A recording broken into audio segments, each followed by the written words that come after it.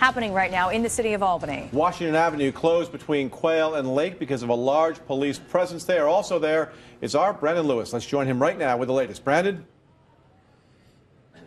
Well, just about 10 minutes ago, Greg and Dory, we saw some medics go by in full tactical gear, and then we saw a Humvee cross past this crime tape. I wanted to have you take a look right down the scene. You'll see the Albany police car without lights there. Off to the left there is where that Humvee was parked, and that's where the most activity is taking place right now. We heard some yelling going on, coming from that area. We saw officers with what looked like long arms going in the house. Right now, you can see them having some activity going on right there. Not sure exactly what the situation is and what exactly is transpiring here.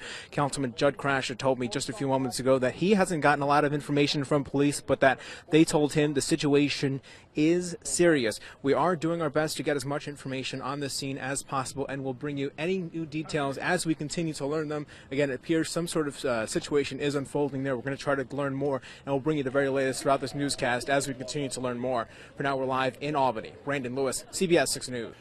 We've got an update now to that breaking news out of Albany. We told you about at the top of this newscast. Going to check back in with Brandon Lewis now along Washington Avenue in Albany with the latest. Brandon.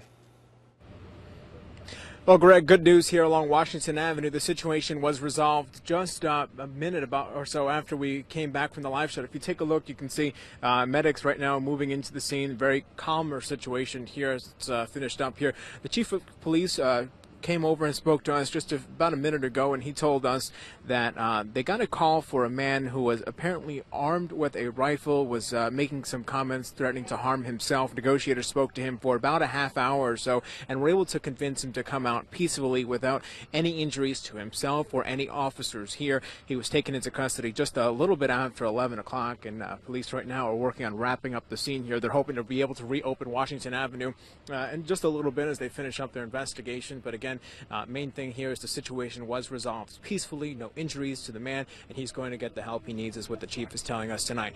That's the latest here on Washington Avenue. We're live in Albany. Brandon Lewis, CBS 6 News.